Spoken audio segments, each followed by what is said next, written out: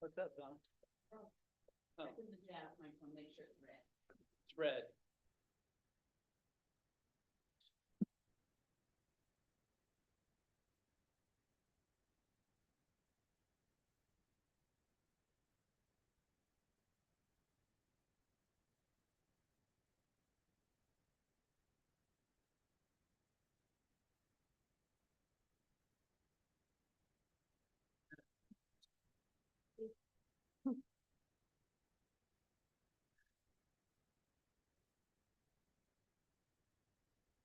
Is Zoom running for me to share my screen? It's good for you to share your screen, is that what you said? Yeah, can I share my screen? through Yes, this? please. Is there a? Oh, I need to wait.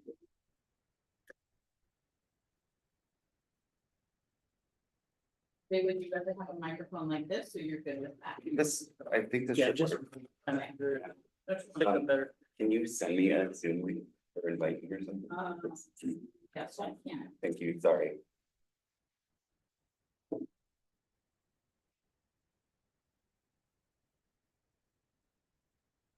Good evening, welcome to the study session of April 8th. Donna, will you do a roll call, please? No. Councilmember Bush. Here. My microphone on. Councilmember Stearns. Here.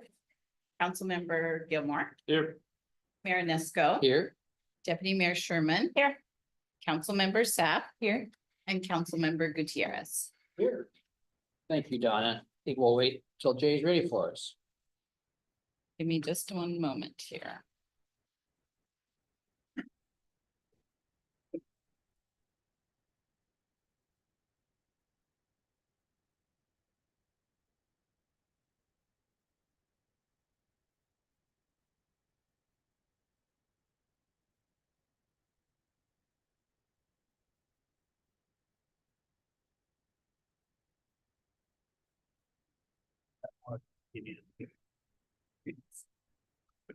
The last Yeah. 6 hours straight. It's When I talked to him yesterday, you could barely hear it, so it's much better today.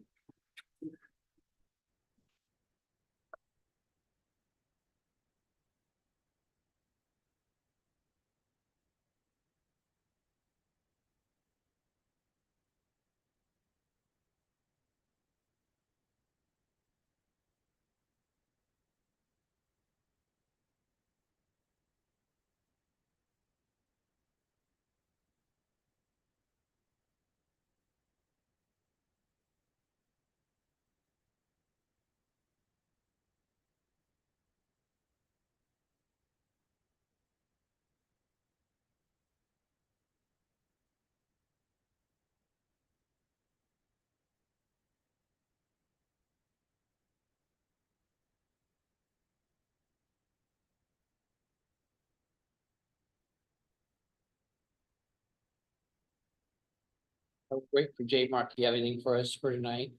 At all? No, I don't have anything to add. Looks like we might have a late agenda item for next week. I'll try to brief you all on a additional contract with Aspect Consulting for the C Street landfill. We have some additional testing. I tell you what it is, but it's PFAS. It's too long to pronounce, but we have to do additional testing for PFAS up there that ecology is requiring us. So, That was closed and done deal. well, we still have to monitor. Yeah. Yeah, so we still have to do the monitoring, required to do the monitoring. And Aspects conducting that monitoring for us. So, and we have a couple years of grant money to pay for that. Apply for a grant or another meeting, so we'll have that, it won't have on your agenda, but I'll have some additional information through briefings for the next week. All of you. You up to date, apologize for the late. I know, but I'm kind of under the timeline and we're under ecology's timeline, so. No, I remember the apology. I've dealt with it myself. Their timeline is the only timeline that matters apparently, so. No. Council have anything? Meeting, it says. You don't wanna Yak about what? Question for Mark, what do other Please. municipalities do? There's little, well, there is. I don't know a whole lot about them. There are some reuses that I do know of. The problem is you can't penetrate the cap, if you will. So you've got, if you will, look at it like a cake. That's. Like, so there's a layer, right? You got the bottom layer that cake, you got frosting on top, which is impermeable surface, right? So usually clay or sometimes the membrane. And so you can't penetrate that because that allows rainwater or surface water to penetrate through. You know, the landfill portion and then start potentially mitigating off-site. So and then also that continues to decompose and break down, so you have some settling within the landfills, so it's difficult to build anything on those. I've seen some recreational uses, I've seen like kind of a dog park or things like that, or BMX track or things like that, so we certainly need to have some authority through ecology for any type of use that would be used on top of that, though. Like, the dog park, we're gonna have a dog park. Yeah, And then also, it's like, why don't we have like off-road stuff that the kids could do, like, so. Yeah. Exactly what. I was thinking about, there is something that other municipalities have done, so. Mhm.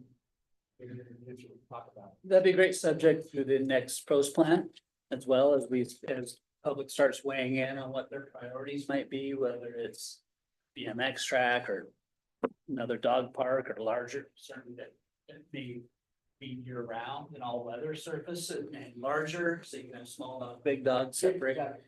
Those types of facilities, yeah, that's part of the pros plan. It would be great to hear more from the public on what their priorities may be. Bring it up and talk about your goals. Yeah, absolutely. Let's engage those volunteers and to help us out to determine what it's gonna be. Yeah, you all set? Terrific. All right, so tonight's meeting, Economic Development Director Jay Hill has an update for us about the comp plan, which we just left the meeting from. Thank you, Mayor, Deputy Mayor, and Council. I apologize if you need me to repeat myself. I have the toddler plague, so doing the best I can. So share my screen.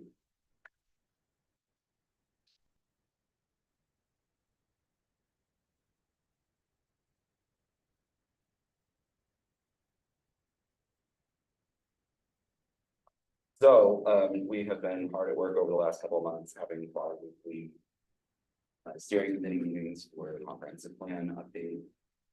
What we have to have done is principal drafts. Now, let me go back just a second. So, if you'll remember, originally we were supposed to have this adopted by June 30th, 2025. The state legislature granted us a 6-month extension. It granted everybody a 6-month extension because all of the consultants that are doing this work are heavily overworked because there's only a couple of folks that have to do this, that do this work, but there's a lot of people needing their services. And so even the consultant's ability to deliver the projects was pretty overtaxed. The legislature recognized this. And also, we are, I dare say, the guinea pig for a bunch of new legislation that has passed in the interim related to middle housing, permit streamlining, and a couple of other issues that we have to incorporate into our comp plan as well.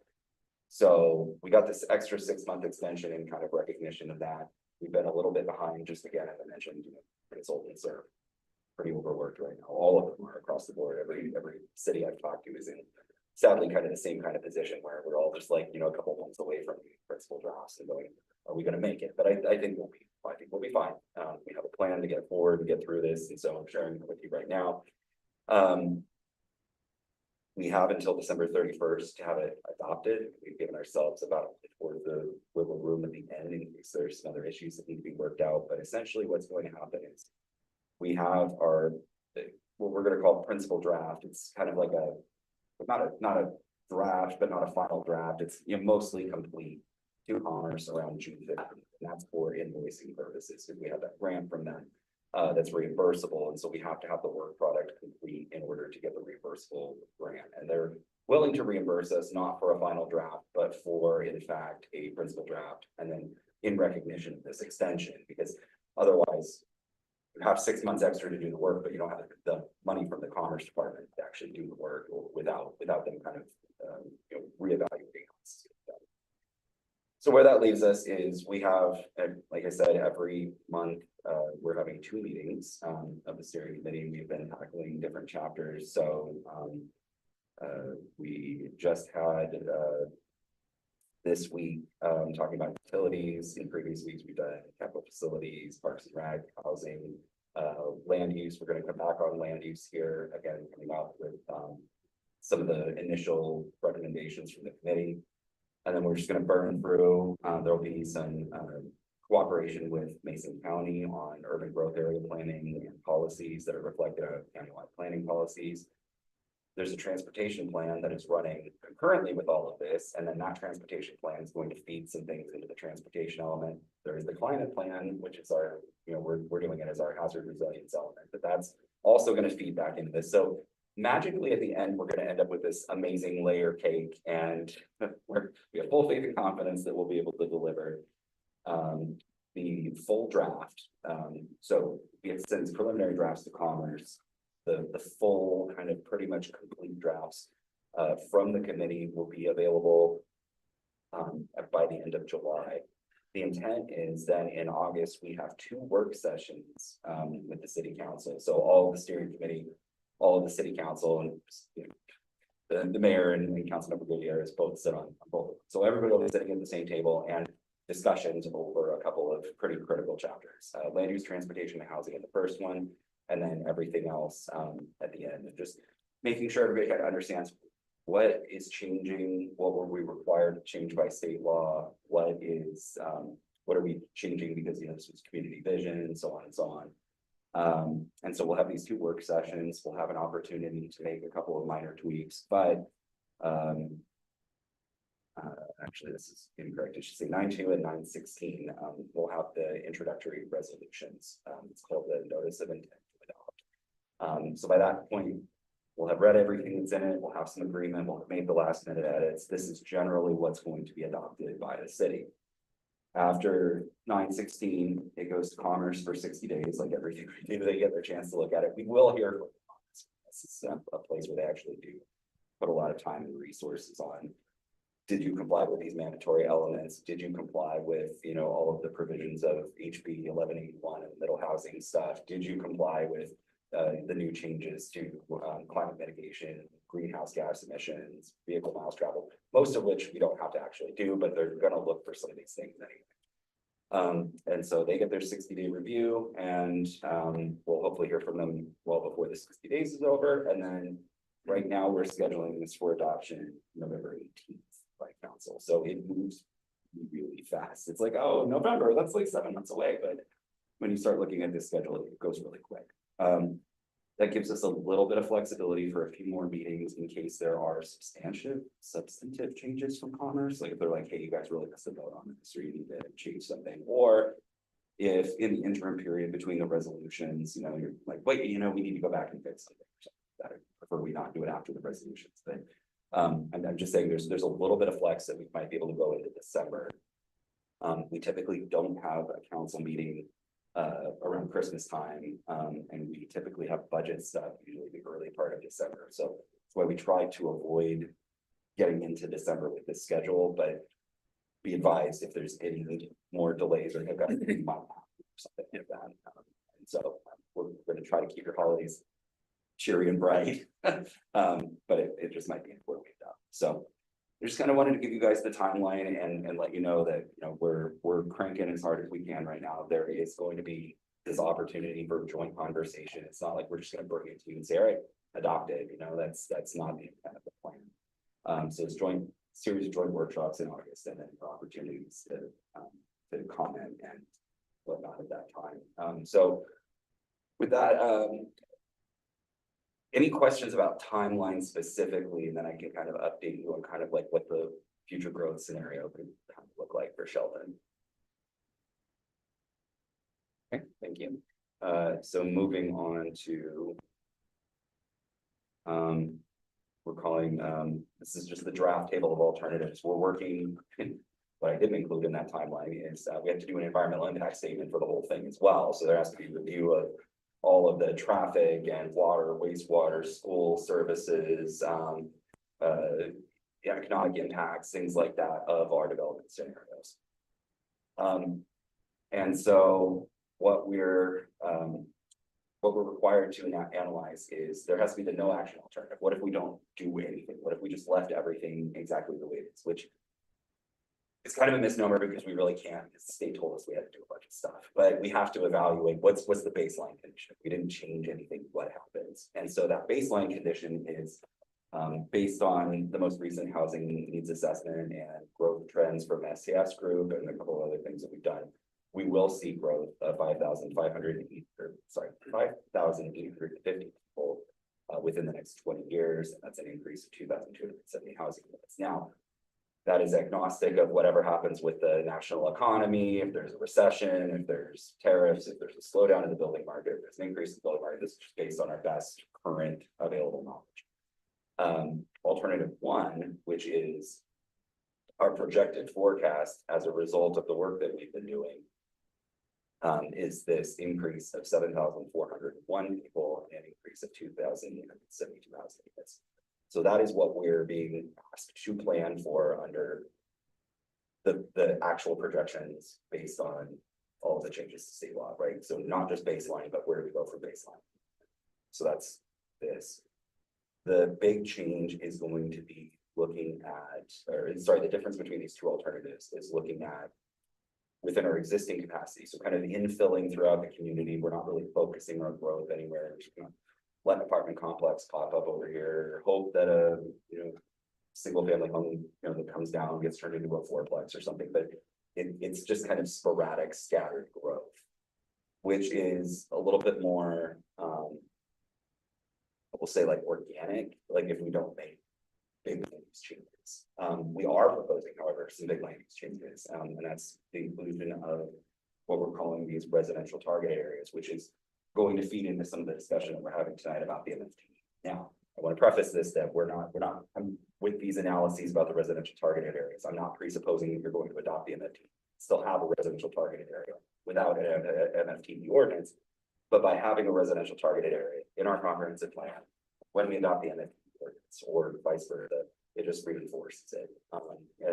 There's specific terminology in the MFT ordinance that we'll talk about later tonight that will mention this residential targeted areas. But the idea is we concentrate growth kind of around the Wallace-Nealon interchange on both sides of the highway and moving down a little bit to about K Street. So that whole kind of area between the schools, Walmart, all the way across the highway into the Hall Equity property, that is where we see apartments, density growth, and we try to keep a lot of the impacts out of the single family neighborhoods. We're not putting big apartment blocks right in the middle of an existing neighborhood with the concerns from the neighbors and traffic and all that. In fact, we're trying to focus that in one area because we can mitigate it better if it's all concentrated in one area. We can provide better transit service, provide better connections between employment, residents, schools, things like that. If it's more co-located. So that's alternative two, is these residential target areas. We want to focus about 50% of our growth, these required housing units. And again, housing units is single family, multifamily, different forms of attached living. Even there's some requirements that we have to plan for kind of more like the single occupancy and assisted living kinds of things. So there's other additional things beyond what the traditional housing unit that we have to plan for. So all of that said, the questions that are going to come forward at the time of adoption are going to be, do we want it spread out throughout the community and not really like focus it in one particular area? There's a benefit to that, but there's also some drawbacks to that. And it depends on, and the EIS will tell us exactly what those are, right? Like they'll look at dispersed growth and say, you're going to clog a bunch of streets, people aren't going to be able to get to where they need to go, or vice versa. They might say your existing street network is wide and expansive and it's a near perfect grid in most places. You can do distributed growth, and that's fine, right? And so we might hear some different answers about that. The residential targeted areas might say, yeah, it's a great idea to put everything together, or it might say, no, this fails all of your intersections without massive infrastructure upgrades and don't only want to target your growth in RTAs. And so The answer, like, I don't know yet. We're still crafting the land use formulations. We're still, working with the steering committee. We're still working with our consultants. We're having regular staff meetings, regular interface with Mason County. It's a long, like, iterative process where, like, we get some information and then we take that back and put it into a couple of other plans, and then we kind of shift it forward and then do that again. And it's very chicken and egg. And eventually we get to a point where we say, okay, what's up? What does this do from an environmental lens? And that's where we'll be able to, at the time that you announce your intent to adopt, pick a preferred alternative. And so that will be either one, this first growth, or two, which is the more concentrated growth. And so those will be the questions that are brought forth to you guys. And that's the main decision that really comes out of, what is the city's preferred alternative? You'll hear the word preferred alternative moving forward with the final adopted plan. And with that, I mean, there will be lots of opportunities, and you're not holding that. That's the main question, is what is the city's preferred alternative growth? But throughout the process, once we start doing drafts to review, I mean, the whole burrito is yours to, you guys can take a look at it and say, I want to, focus more on this. I want to add something. Why didn't we look at this, et cetera, et cetera. Steering committee and the staff are doing a great job putting stuff together right now. But, there's multiple layers of review for a reason. And this is a really important document. This is how we get our grant funding. This is how we make our land use patterns. And some of the land use patterns that you see in the city were, done either haphazardly or done by a plan 50 years ago, and they're still here. It's hard once the building's in the ground, it doesn't really go away very quickly. So, we just want to be very thoughtful about it, and we're doing the best that we can. We know that when it comes time for you guys to review, you guys are going to be given the same opportunity, and hopefully come to the conclusion that you feel best represents what the vibe for the community. So, Now, a developer still has to make the improvements if they're gonna build a large area. They still have to upgrade lights and roads and all that stuff. Standards remain the same, yeah. So it doesn't really matter if we decide this side of town or that side of town, they still have to make those improvements. So to an extent, why would we say where they could build if they're gonna make them anyway, if they're gonna improve? well, it also becomes a question of how difficult is it for them to mitigate their impact. So I'm just gonna say, like, over by Calumet Park, somebody builds a huge, 500 apartment complex on some property there. I'm making something up. This is not in the pipeline. It's just very quickly, I don't want this in the paper. This is not happening. But I'm just saying, let's assume for a scenario real quick, 500 apartments, right? How do they get out to Olympic Highway? Where do they go from there? What needs to happen along that stretch? Is there the existing water sewer? By the time you start mitigating for all of those impacts in a place where it already hasn't been pre-planned for that, it gets very, very, very expensive to try to, because our traffic analysis will sit there, it'll evaluate each intersection, and they have to mitigate until the intersections stop failing. And if they're just dumping something in a place that's not already ready for it, it will collapse the traffic system until they mitigate it. And then those mitigation measures become so prohibitively expensive that it might kill the growth. And so we want to be very careful about where things are going to go from that exact perspective. We want to make sure that we are planning ahead for it by doing our things, but yes, they also have to do it. So we want to come to a really nice place in the middle where it's not too expensive for them to do it. We've already had the foresight to put it in the right place. We've already had the foresight to make our own improvements that their improvements to help them. So. And public expectation, right? The reasonable expectation, this kind of development can happen in these types of areas rather than not knowing at all, right? And then what happens at that point?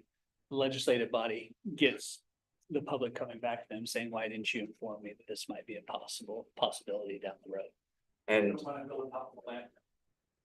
Well, I mean, Maybe that's right, but and then, as part of either scenario, we're looking at zoning certain portions of the city multifamily. And that's going to be, it's a political question, more than, the land use says, do it, it's important, we need apartments, we don't have enough.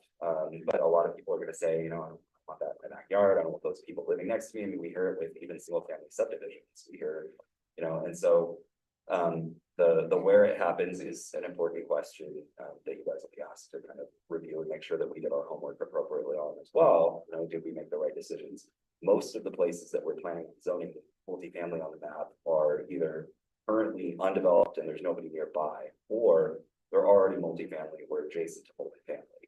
And there's very few places where we just went like, we're just gonna throw an apartment complex over here. It's like, there's a reason for it. There's already one there, or there's space for more on the same property.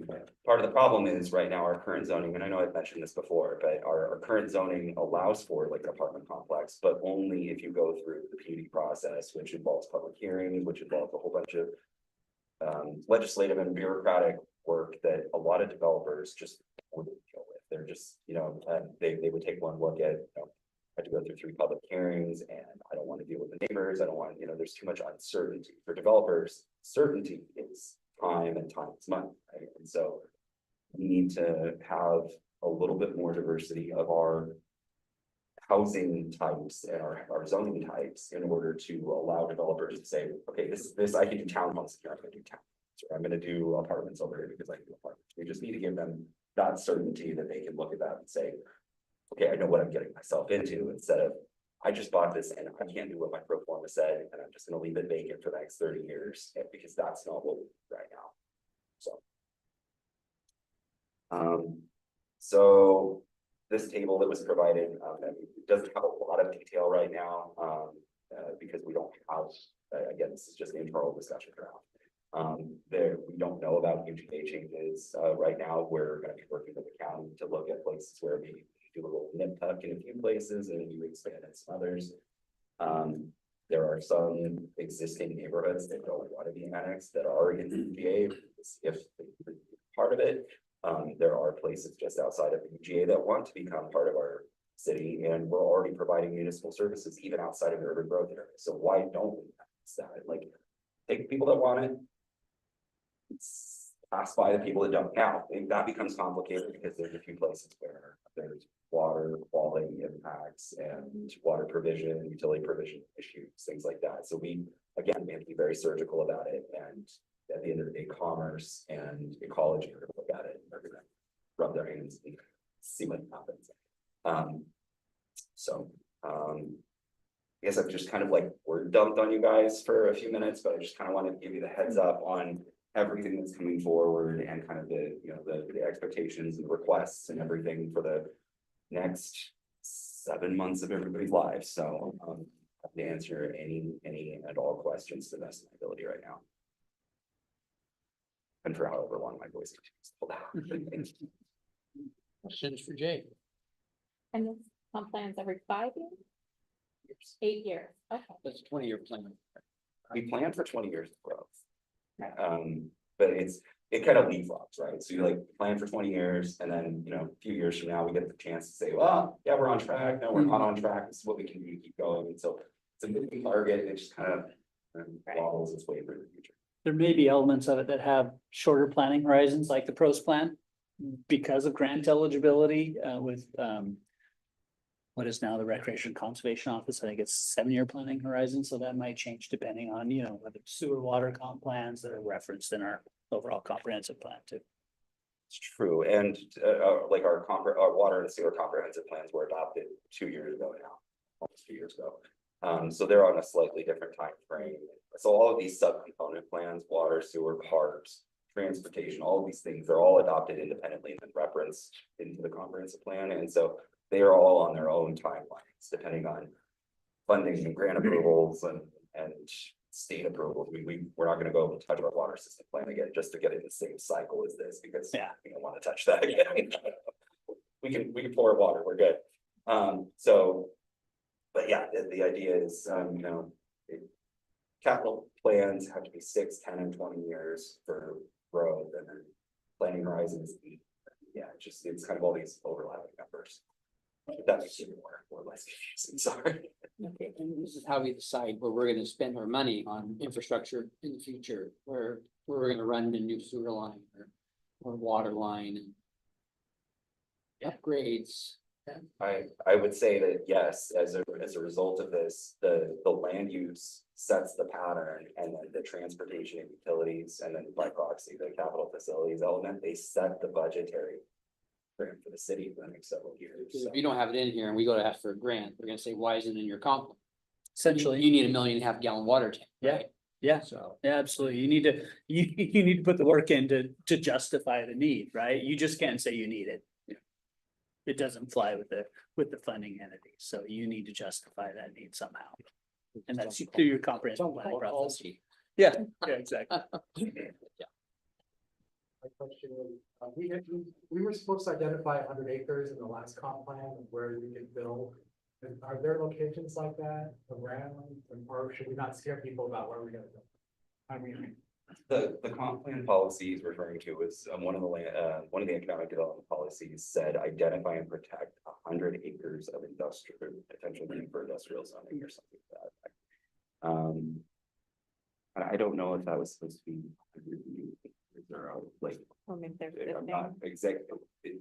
Yeah. This was something we actually talked about in the steering committee meeting today was there's all these policies and goals, but there's no like actions or necessarily like timelines or responsible parties or things like that. And so one of the things that I talked with staff about today, my consultant staff, is actually getting an action matrix at the end. You know, we're not just saying, oh, we want a happy, healthy community, or oh, we want a happy, healthy community that's, you know, super walkable in the downtown. We want to like define what is walkability and then track that and see how we're doing over time. We want to say like, yeah, we did these 5 things and we improved our walkability by 50%, you know, something to that effect. So, you know, having those metrics can be really important moving forward. So that's something that consultant knows we want, and we'll have an implementation chapter that identifies a list of actions and who's responsible, what's the timeline for getting these things out. Like, we don't want a plan that just sits on a shelf and 6, 10, 20 years later, we look back like, what happened? Exactly. Yeah. Dust it off and, you know, find that people forgot about it. So hopefully it's something that, you know, when I was in the city of Redmond, for example, on the long range planning team, one of the annual duties is to go back through the scorecard from the comprehensive plan. What was our fire response time? What's our average housing price? What's our educational achievement? What's all these things? Even if we didn't have necessarily control over them, but like, how are we doing all these things? Did we make our community a better place? Was it because of the investments we made? And I think that scorecard is really important for transparency and stuff. So we're going to try to get to that. At the very least, we'll have an action matrix. We'll have a set list of things that like go forth, make a plan. So. measurable. Exactly.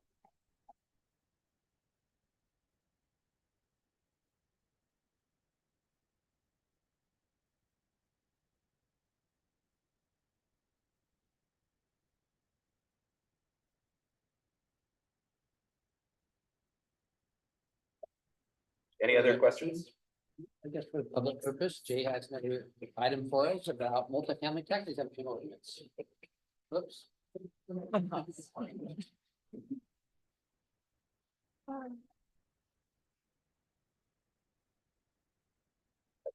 Six hours of speaking role today, I would not have been not saying. Oh, I didn't think it's good. You good? Oh, hey, well, It's fine. they're small. So previously referenced, now discussed, and multifamily housing property tax exemption. This is something that a lot of larger cities have undertaken. Mason County actually even has this in their code as well. Although Dr. She said that during his entire time on the commission, he didn't recall this being used. And I tried to find any instances that it being used. Housing. But when I was in Redmond, for example, it was used extensively. Our long range planning team managed the affordable housing covenants, and we built, well, we didn't build, but we managed thousands of new affordable units because Redmond was growing pretty rapidly at that time. And as a result, you know, this is something where give you the short version if you go into the bigger details, but it's an 8 or 12-year tax holiday, depending on levels of affordability. And it alleviates the developer of their city tax responsibility. At a time when prices are going up, or property taxes are going up or whatever, it's very advantageous for developers to take advantage of this because they kind of like walk in and build into their pro forma that they don't have this property tax component for an extended period of time. And in exchange, we request that they create some levels of affordability. So under Washington state law, there used to be a 10-year, but that's been removed. but there you can do 8 years for any reason. And so some even rural places in Washington have the 8% just to build something. Like, hey, we'll give you an 8-year tax holiday if you just build some housing. It doesn't even need to be affordable. Can put other conditions beyond that. The 12-year is mandatory for inclusionary affordable housing, and you can actually make that deeper levels of affordability in exchange for that 12% versus the 8%. So essentially, we're being asked to, you know, if we consider and adopt this sort of a program, we forego the property taxes for a defined period of time, but we get the affordability for the life of the project. So as long as that building exists, as long as that property exists, there is a covenant on it that deed restricts a certain number of those units be rented at a certain percentage of their income. And that's based on household. How does this help the developer? Okay, the tax exemption is gonna benefit the person living there, right? No. Rental This units. is predominantly for rental units. Yeah. So the property owner would own the apartments. So if he's not paying, or she, paying for the improvement and just the land. Well, I understand that. I just thought that we were gonna be talking about affordable housing as well. We tried this rental thing before. It didn't fly. Affordable housing, workforce housing. Okay, yeah, this is another measure this deed restricts the property. Just So rental. a percentage of the units in this apartment complex are held for the affordability level per statute the council considers. So for example, again, making up things, this is not actually happening. Somebody comes in, wants to build 100 unit apartment building. 10% of those units are required to be rented at, 60% of area median income forever. As long as that building exists, that affordability covenant is on there. The city holds the covenant and transfer the covenant. And is responsible for monitoring enforcement of the covenant. So there's a little bit of work that comes along with doing it because we want to make sure they're actually renting to the people that they say they're renting to. There was a little bit of a scandal, if everybody remembers, a few years ago up in Bellevue. There was some very wealthy individuals who were renting some restricted affordable units, and they were abusing the system. That's been going on in New York for 100 years. Right. But really trying to make sure that if they are in fact deed restricted for workforce housing, they are deed restricted for workforce housing. So there's a little bit of work in the auditing and maintenance of all of that stuff.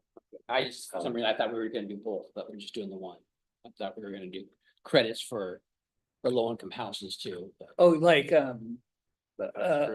no, are you talking about a bonus lot or are you talking about, You had said that we were gonna look at code for, like every 10th home has to be affordable. Okay, so that's mandatory inclusionary, which you can adopt in coordination with this. Okay. That also makes it. That was in my brain too. Okay.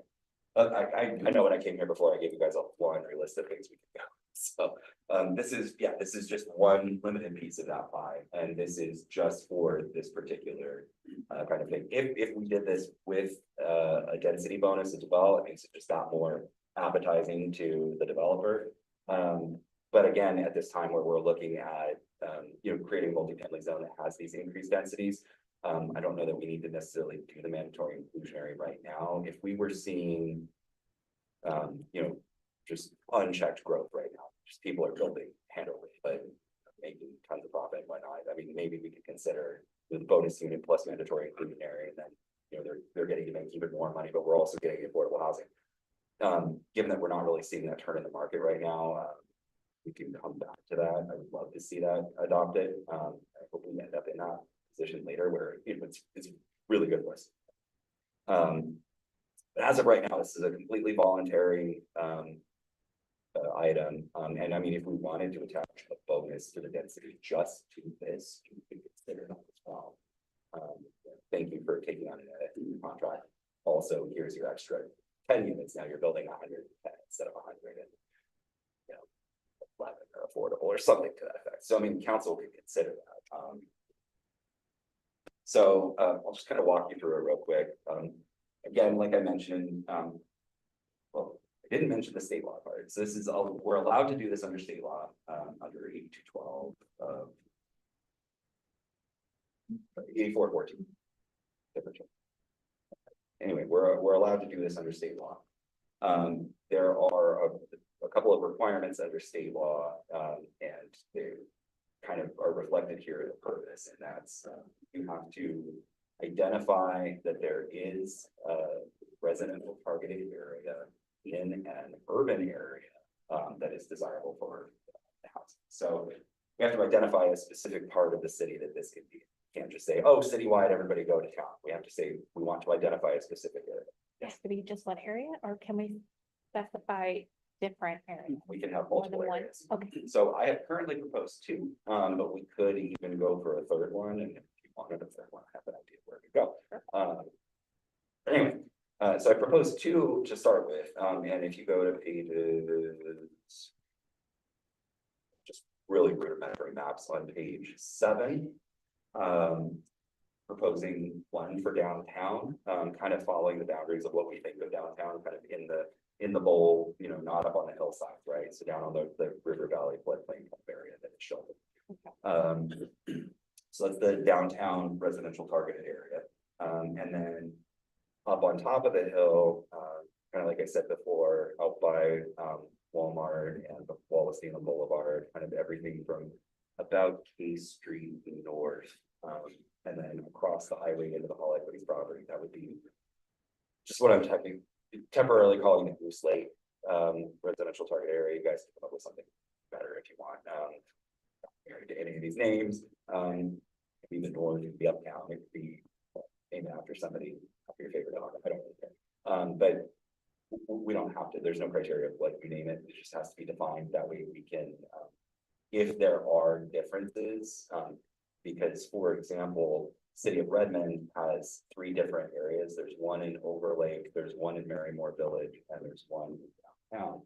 And the Marymore Village one has different levels of affordability than the Overlake. The Overlake one is immediately adjacent to Microsoft campus. They have different needs for affordability than the new Marymore Village, which is where they wanted to put a lot more like the workforce housing.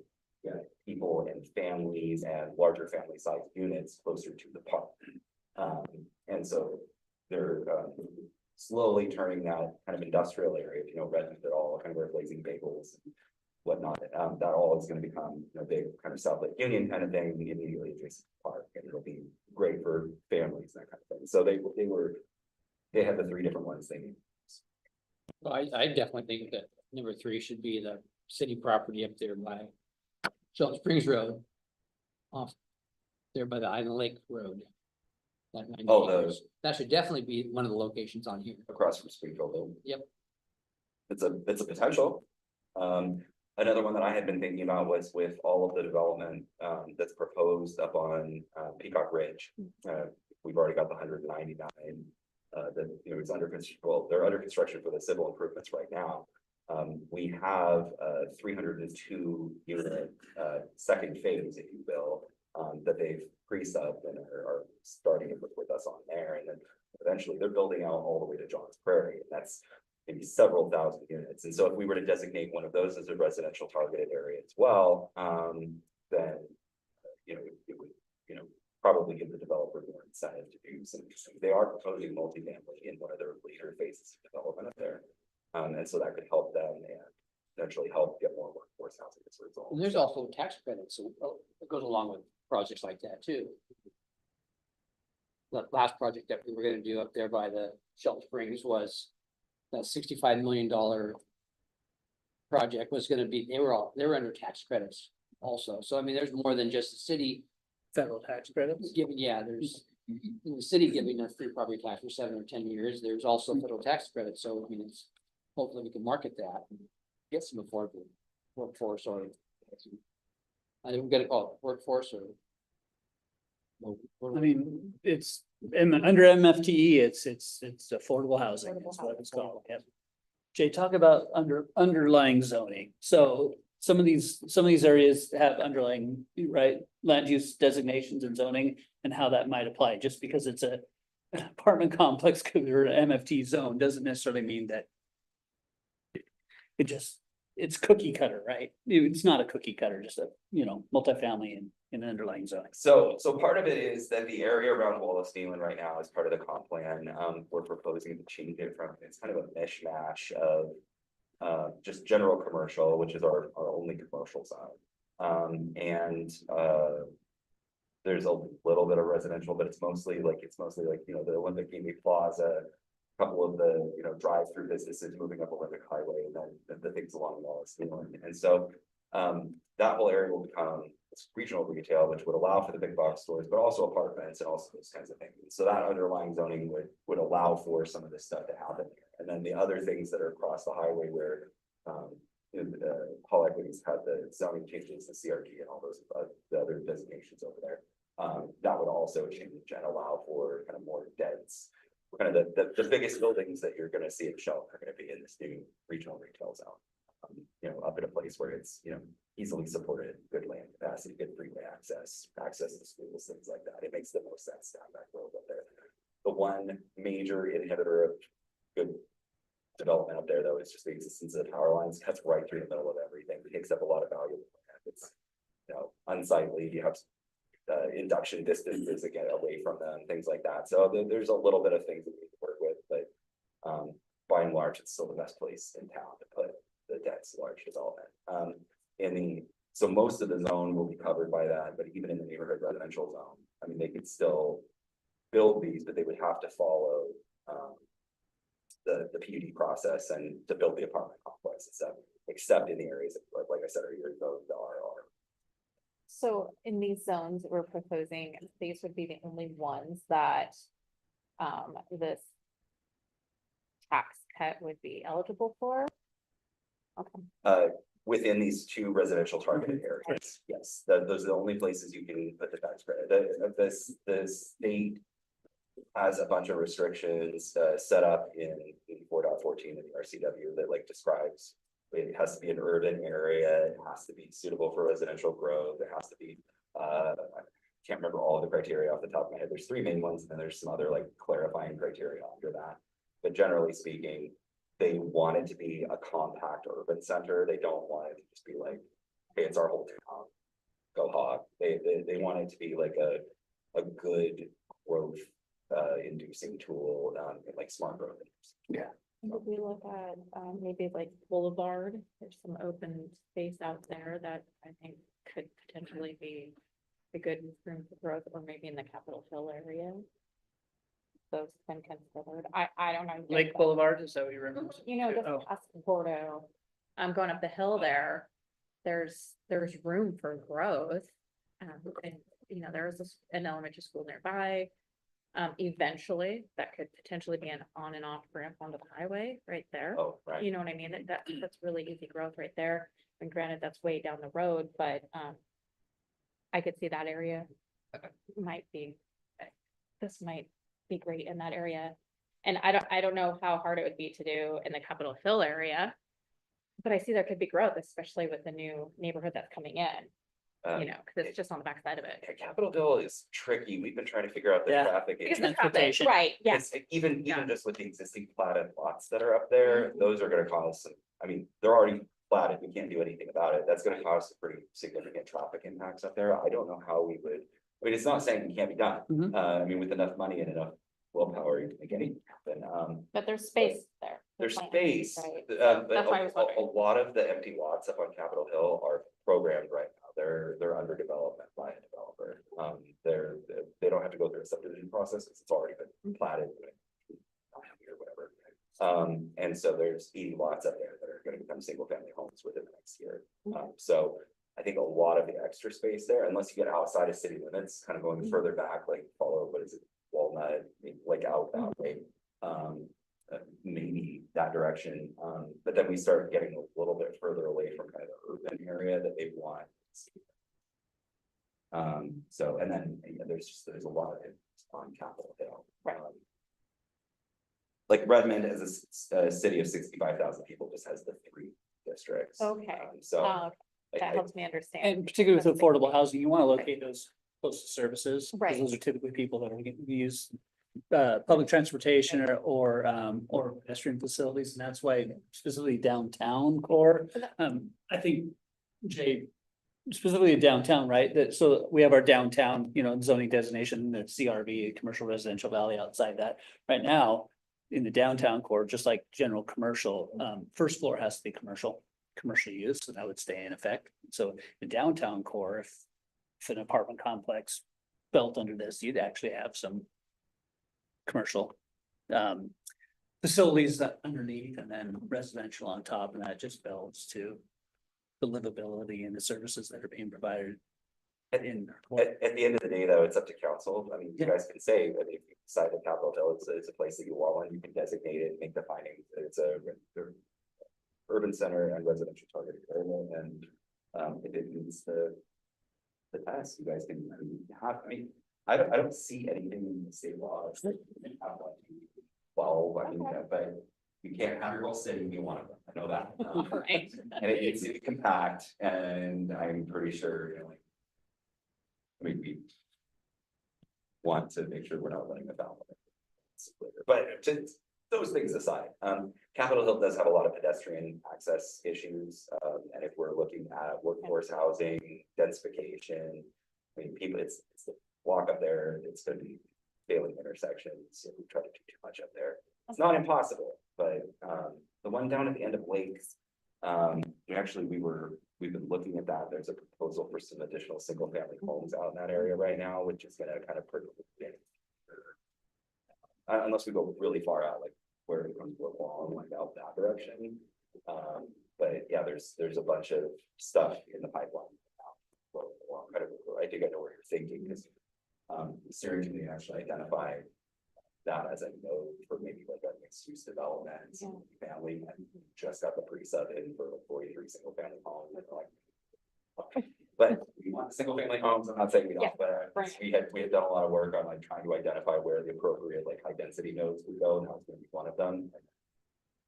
The developer has different plans, and you know what? We welcome everybody right now, but yeah, it's good. Thank you. So my suggestion would be like if we did want to look at out Peacock, although a lot of that help, and a lot of it's going to be single family, which doesn't really apply to this. So. Okay, so why we would want to do it, there's a lot of benefits of this, not only to bring more people to our community, not only to provide affordable housing for the people who are working, living here, but also we're going to see increased water, sewer bills. We're going to see, well, not increase the bill, but I mean increase their revenue collection. General facilities charges, permitting fees, all these other things that come along with the growth. We capture that as ancillary revenue. So whereas we may be passing over some of the property tax, and again, it's only our portion of property tax. We can't relieve the library or the schools or anything like that. We can only relieve our portion of property tax. But it's, what we're getting in exchange for that is growth, sales tax, vibrancy, people who come to work in our stores or businesses and things like that. So it's a trade-off. And it also does, if we're wildly successful, it becomes a lot of it. I mean, there's an entire agency managing the portfolio of these affordable contracts on the side of the county. I'm never gonna get that big, but at some point, there will probably be some. Hopefully, at that point, we've earned enough revenue to justify that. That's kind of the caveat. Again, it's kind of weighing. We're getting this tax holiday in exchange for these other benefits, and this is a council decision. It's worth 8 years of foregoing potentially quite a large sum of property taxes in exchange for these other benefits to the vibrancy, and then be restricted in perpetuity for the housing, which and this is 60 to 80% AMI typically for and so county for that 60,000. That's pretty reasonable. We're not talking homeless supportive services. We're not talking kind of the lowest of the low income housing. There's other methods for that. This is people who are working in their businesses. Probably. So,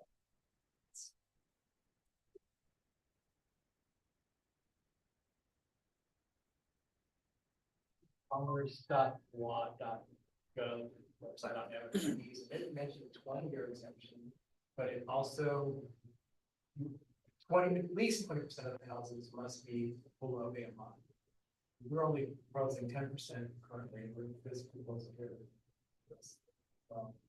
But I also heard that it might have run out in 2021, HB 1494, and bringing that back up. And that's in Senate right now. It's but I was wondering whether their tax exemptions can be extended to 20 years, but also include the provision that more percentage of the housing below the AMI. Must be located within 1 mile high capacity trans or at least 15-minute scheduled frequency in a city that's implemented. Mandatory inclusionary zoning requirements. So that's the 20-year. There's some other kickers there. In the 8 years says specific to multifamily, or if you go down, it doesn't say that to the on the 20 year. Sorry. If you read further.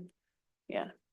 What you- Oh, just that it specifies on the 8 year multifamily, but then as it talks about the 12 to 20, it just says development of affordable housing. It doesn't say multifamily specific. So that might be a difference, Miguel, between those two things. What I would say is kind of what Mark was just talking about, the criteria there about high capacity transit corridor. We don't have anything that meets that definition here. We don't have bus rapid transit or light rail or heavy rail or a ferry or anything like that would qualify for the high capacity transit. I would say they don't get really sure nothing. Not yet.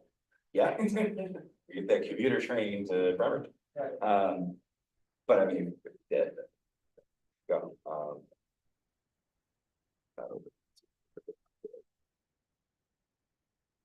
Other questions, discussion? Happy to just reform at this point. I mean, I think it's great. I think it's not enough to attract anybody to build multifamily. I don't know if we could do anything more with permits or something like that. If we could get property, we could pay advance for what is the EIS or the SEPA or whatever and identify places they could build. Maybe that's the same. I don't think it's enough to attract them to come build here. I think it's a good start. I think it's a start, but I think we need to add to it to try to attract them to actually do it. We have, like you said, we haven't built a multifamily since 1970 or something, the 80s. No, Park Street was but early 2000s. Oh, was it? Yeah. I think Jason said it was 70 or 80 years. Yeah, I will agree with you. I mean, this is not a cheap. This is not gonna solve our housing problem at all, but this is one arrow in the quiver. And you know, when I came to you guys, you know, last summer and had, you know, this like list of different options, this is, you know, the first stab at what we can start working. Well, no, I mean, it's great. I just think that if we want to attract somebody, we need to sweeten it a little bit more. I think it's a really good start. I agree, it's a good start. I'm just saying, I think that we need to add to it, that we need to put something in there that attracts them to even build. I mean, this is gonna save them when the property's when it's all done, they're gonna save $1,000 per unit maybe, or apartment complex, so I don't know what the taxes are on apartments, but average house for the city is about $1,000 a month at $400,000, so. It would be really easy kind of tying into this. I mean, Yeah. to pair up with the work that I've done here to, as the ordinance gets adopted, to have a section within your zoning code that says, you know, in the residential sections or something to this effect. I'll like put it together later, but I have more time to think about it. But something that's, you know, there's a density bonus of 10% or 20% or whatever over base density in for properties with qualified contracts under chapter 3.48. And then boom, that like sweetens the deal for somebody to take on the multifamily tax exemption and gives them this additional bonus unit kind of concept. So I mean, there's things we can do where they work in tandem together. This was step one, and then we can add that in as like step 1A along with this go through, or it can go as a larger inclusionary kind of package later where we're looking, you know, across all different housing types at inclusionary. So in Redmond, I don't like to talk about Redmond, but that's where I did most of the housing that I've done in my career. I mean, they require the inclusionary affordable for all of their projects. I mean, we're getting affordable townhomes, affordable single family homes, affordable all kinds of things. Even the trilogy development in Redmond has a huge number of single family deed restricted homes, and those are already, I think, deed restricted because they're over 55. So like deed restriction upon deed restriction, but I mean, it made it very affordable to a certain segment of the population that was not able to afford a single family home otherwise. So I agree, it all works together. This is one piece of a hopefully larger puzzle. I can continue to bring back to you guys and giving you more alternatives and solutions. You know, somebody puts all of these things together, you know, the bonuses and the tax exemption and the, you know, the new increases in the zoning, the, you know, new changes that we just made to our land use matrix, the removal of our height limit. I mean, eventually it becomes compelling for Right. somebody, to start building this. A key is gonna be unlocking some of the properties that have been held for a very long time, not being developed. And I mean, I don't wanna give away the farm, I just want to make it worth their while, because, you know, like I said, you get this credit after the place is built, and, you know, they gotta rent them and all that stuff. I mean, what's enticing them to actually come and build it? You know, like. The property becomes more valuable without the property tax. That's one thing, right? Because your pro forma is gonna say, we've got this debt service on this 40-unit apartment complex over the next 30 years. Well, that debt service is reduced because you can reduce the property taxes for 8 or 12 years. Okay. That's your benefit. I think what we have to talk about is what kind of resources we have available to us and what tools are in our pocket right now with diminishing general fund capabilities. What tools are available to us to put something out there to attract some development? Great, let's look at all our opportunities. Jay's put a great list together for us. I think we start checking those off the list by bringing those to you over time and enticing people to come and invest in our community, developers to come invest in our community and create more housing at the same time. Sean said, I think it's a good start in that, that's what they're doing. They're bringing us different things as they come, because like you said, we went over a list of these things previously. So we know what we're getting ourselves towards. And this is definitely a great start, great place to begin at. I like the way it looks. Just want to clarify if I understand. It seems like when we talked about the RTA earlier, it streamlined a little bit of the process for getting these projects approved in general, not necessarily affordable, but just multifamily housing. And took them out of the PUD process, so they don't have to go through all the public hearings, or did I misunderstand that? No, sorry. Yeah. Okay, so there's a rezoning that's going to occur with the future land use map. So right now, we have one, by and large, one general residential. We're going to be splitting that so that there's a multifamily designated zone where you can just build by right.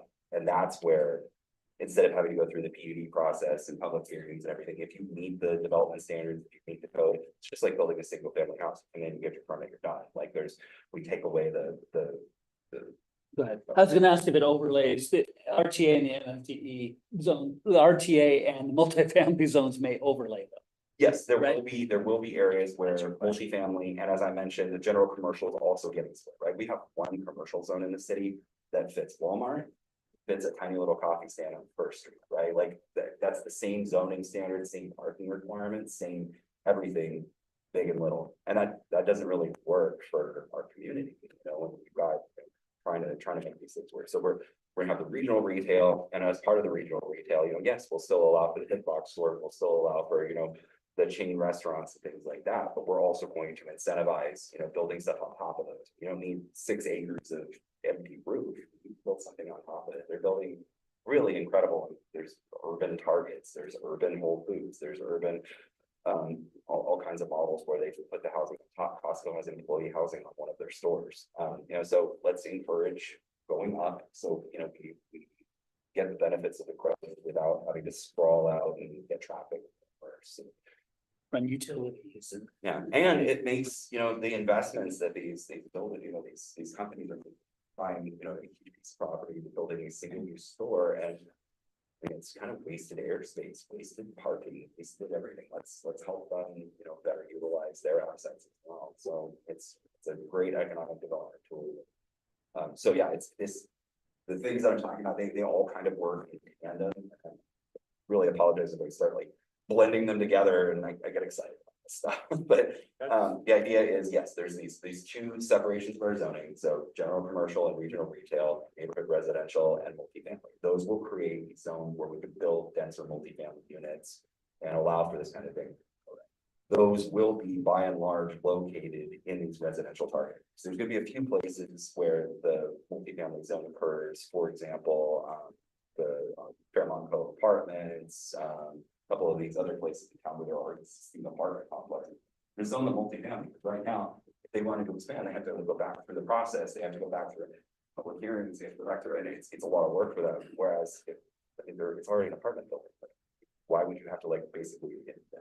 So we want to accommodate those, and so there will be some scattered throughout the city, but by and large, we're trying to push these into areas where it makes sense to coalesce them in those residential targeted areas. But I guess the hope was with that, if we're identifying those and we're breaking down the barriers that people are currently facing, and then we're providing this on top to say, hey, maybe you could also do this. It puts together a package where they can get funding from other existing programs like bond cap allocation. Most of that goes to affordable housing these days. You know, and with interest rates going up, it's even more interesting for them. So if they can put together that package and they don't have a public hearing to go through, they're a lot more likely to get that. So hopefully that can be part of the answer if we can't find anything else, but maybe we can find something. It might not be the answer, the final answer, but it's a piece of the puzzle, right? Might get them there. And, you know, and that might be why they're not even looking here right now. We've seen the growth in downtown Olympia. It might be more, you know, at least for me. It's identifiable, and a lot of that is done. Downtown, and that was on the first floor residential. And I like the scale in Olympia. I think that's hopefully what we'll see here is, you know, the 3 to 5 story type of development, not necessarily, you know, the 8 or 9, you know, maybe you'll see in South Lake. I mean, if it happens, it happens. We took away the height limit, but I still have the hope that we'll see a little bit more, you know, compatible residential scale, but at that point, it makes me want to build 9 stories. To the moon. We said yes. We said yes. So. Deal. So I'm in favor of the residential target areas and also the multifamily tax exemptions. I also want us to look at community land trusts. And I know we have a couple examples already locally. And this is about making low income and senior living more affordable and kind of insulating them from land prices up and down by just paying what's on top of the land and not the land itself. I know we don't want to get into rent control, but something like this would have really helped Christmas Village, I think. If those people that live there also didn't own the land, but the land trust owned it, they only had to work on or focus on what they had on their own property, what they were living in. It's almost self-regulating that you'd want to keep that property really nice because then you could sell it at that price above beyond what the land cost is. So that's your only incentive. But if you if you're a renter, you're going to rent it to the ground. But if you're living in it and you want to flip it in the future, then you want to keep your existing property really nice. So it's almost self-regulating in a way. So I think that we could look at community land trusts as a model. I know they're using it in Maui after all the fires. And I think it's the equitable way to look at how do we have real cost housing in the future that's insulated from the single landlord raising rents whenever they want to. So I was wondering if we could look into that in the future study session. We can explore that. I will caution, I mean, I'm not saying no, obviously I'll bring forward something that's the will of council for sure. It requires seat, you've got to have funding, land, a bunch of things that you can put into the kitty as a city. Nonprofits do it much more efficiently and much more effectively. I was at the American Planning Association's National Planning Conference last week. I went to a session on land trusts, and I mean, it's a very interesting model. Not a lot of cities specifically are doing them. There's a lot of nonprofits that are undertaking because they have a different way of raising funds, making capital. They don't have some of the same restrictions that a city, a municipal entity, a governmental entity has. But that's not to say that there aren't communities that don't do it. It requires an initial investment though, or pretty substantial fundraising. Some cities have started. There's one that I saw that they started with 3 homes and are now up to several hundred. I don't remember how many exactly, but they started just with the 3. So it can happen, but I mean, we would need 3 homes to start with.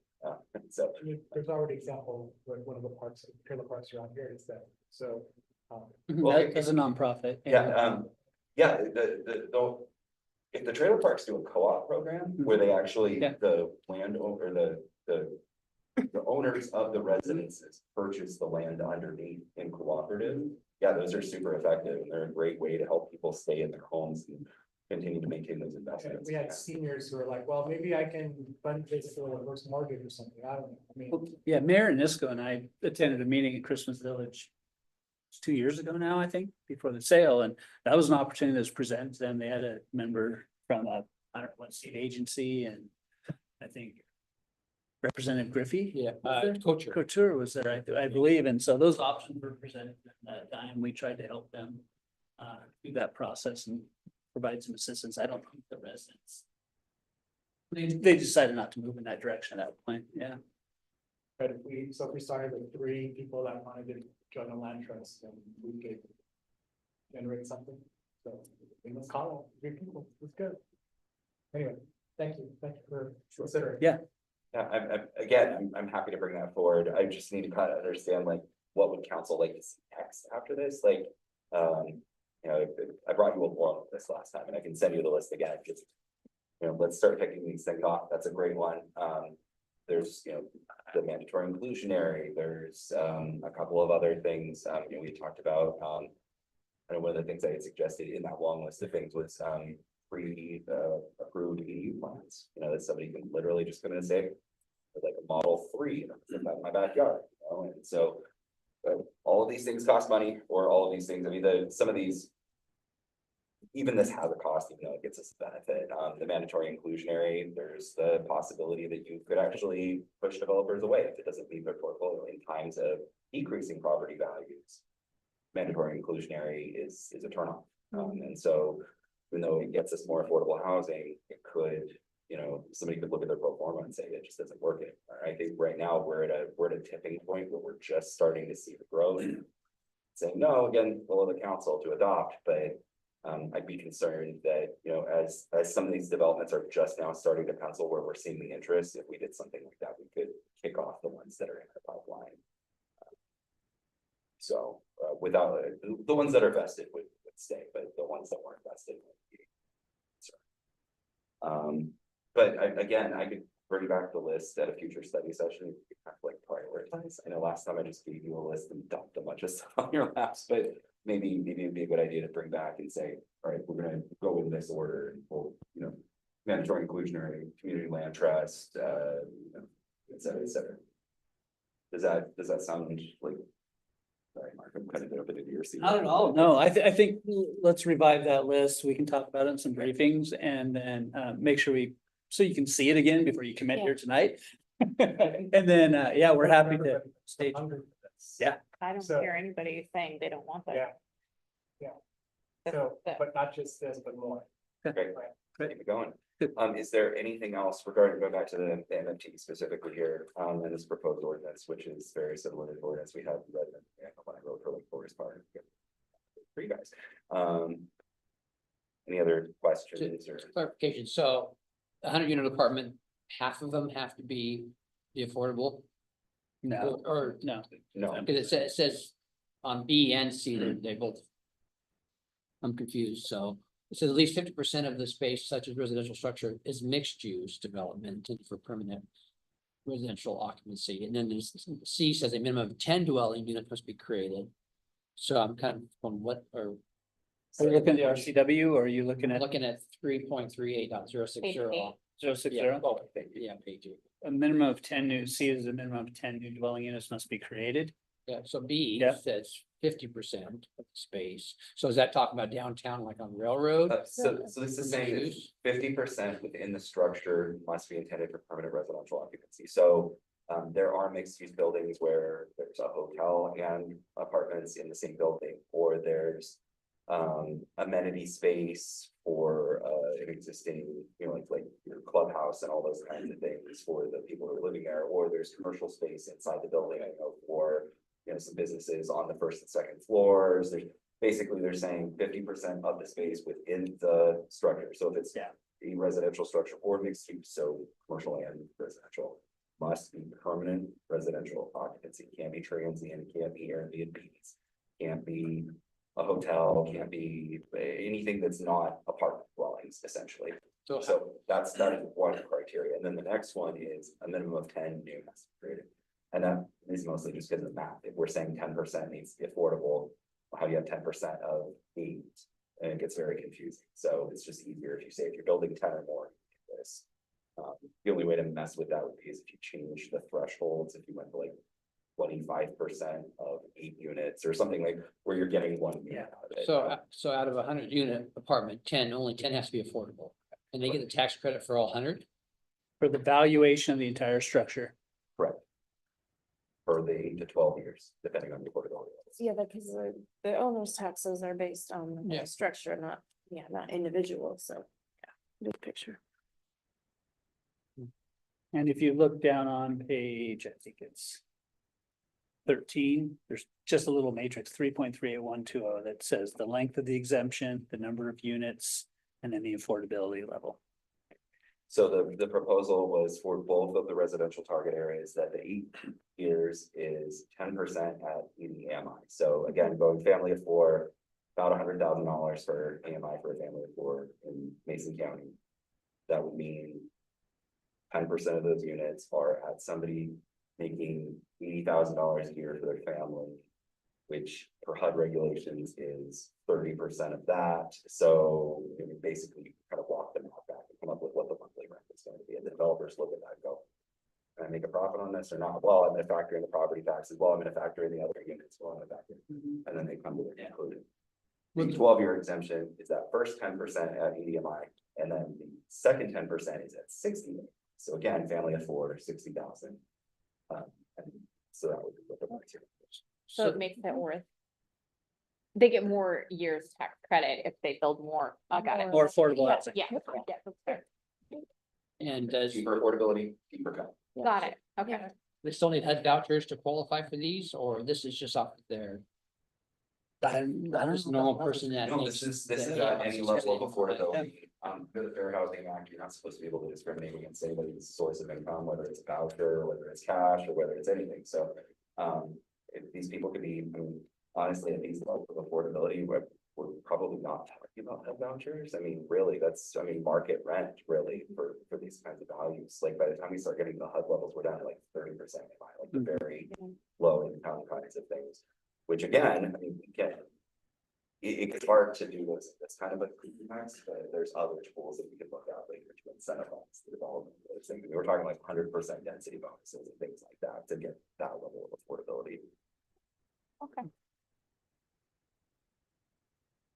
One of the other things, just kind of going on to the HUD voucher thing real quick, was that at the conference, there's a lot of cities that are adopting their own, what's called source of income anti-discrimination. So basically, it's a law on the city books that says you as a landlord cannot discriminate against the source of income, whether that's alimony or, the child support or HUD vouchers or anything. You can't discriminate against your renters based on that. And so a lot of cities are taking that on because we don't necessarily have the power to enforce federal law with the Fair Housing Act. It's not our charge and responsibility. But cities are undertaking that themselves. If they have a housing program and a housing office, they're saying, no, we're going to take that on. We're going to be the enforcer. If somebody says, I went to rent and I told them I had a HUD voucher and they told me to get lost, the city can step in a civil matter and say, yo, you can't do that. That's against our rules. And so Have to do that though. we don't currently have staff to do that. Yeah. But in the future, I mean, if we end up with a housing staff of any kind, that's one thing that they can be charged with is sources of this, because it's a big problem for people who are trying to use alternative sources of funding. So even though it's federally legal, where a 20-year-old kid with a family and 6 years. yeah, I mean, a lot of people don't know that that's an option available for them. It's even legal. So the cities having their own housing office and standing up for their residents it's been really effective in making sure that these sources of housing are being used by the people who need them. I mean, they still have to qualify, they still have to have it.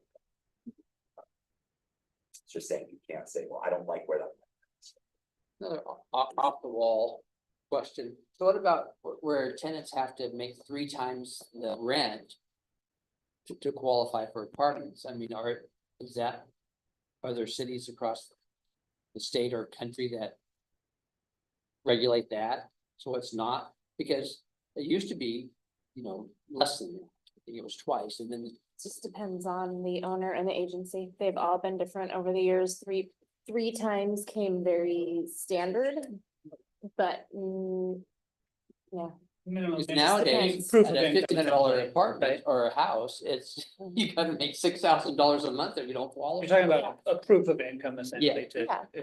yeah. So It a lot of just that's honestly, also it just credit. depends on the owner What's that? and Well, that Yeah. also has to do with credit. If your credit score is bad, then you gotta make more money.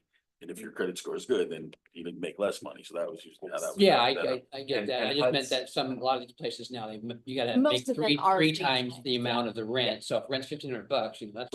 But more often than not, if you have bad credit, you gotta make 3 times the rent. But if you don't have bad credit, they'll make, adjustments as usually.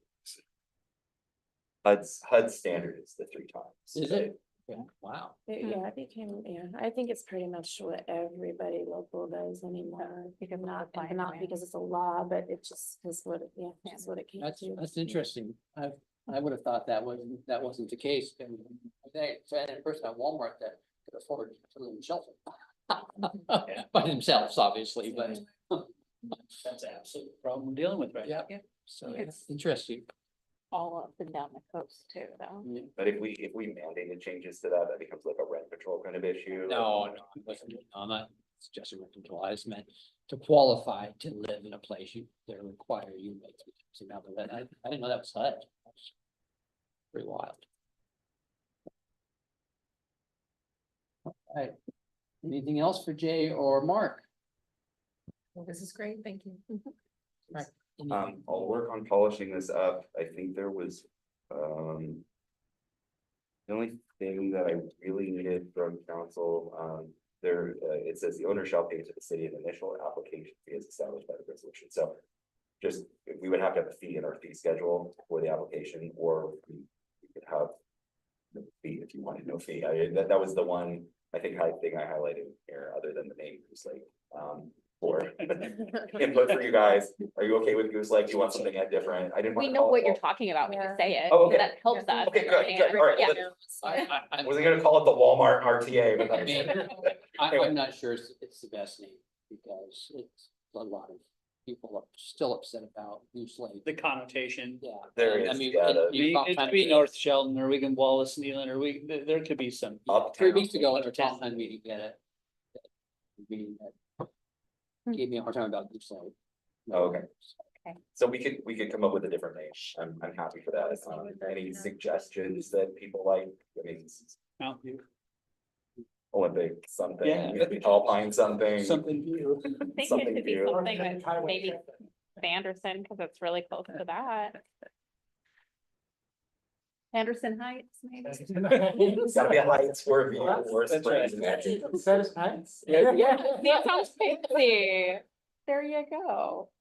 We'll come up with a few ideas to throw it at the wall and see what you think. And then the fee, do we want a fee for this? I mean, if the idea is we're trying to get affordable housing, do we need to charge a fee? We do want to do cost recovery, I mean, it's staff time and effort to do this. But also if we're trying to, I think cost recovery is fair. okay, so estimated staff time for work and multiply it out. That's what I'm something, much like we do with the subdivision or preliminary plat or some of those. Those end up being, I mean, for these, it's an intensive application, there's a lot of work and then there's monitoring that comes with it, so. $1,000 or something, we'll do. I think those are the only 2 things I'll come up with a different, better. And as Jay mentioned, there's certainly the permitting fees that are attached to it as well. Right. Oh. And then usually there's an annual report where, just staff delivers to council, hey, this is how many minutes we created, kind of the benefits and whatnot. You don't have to have that section, it's in most of them, and then, just the date, like the date if you guys are fine with what date that annual report is. Those are the things I needed your input on, I will polish this up and bring it back. Right. Thank you all very much, I appreciate it. You Glad very to see much. your enthusiasm for this. We've been wanting that. The council have any new items for discussion? All right, This session is adjourned.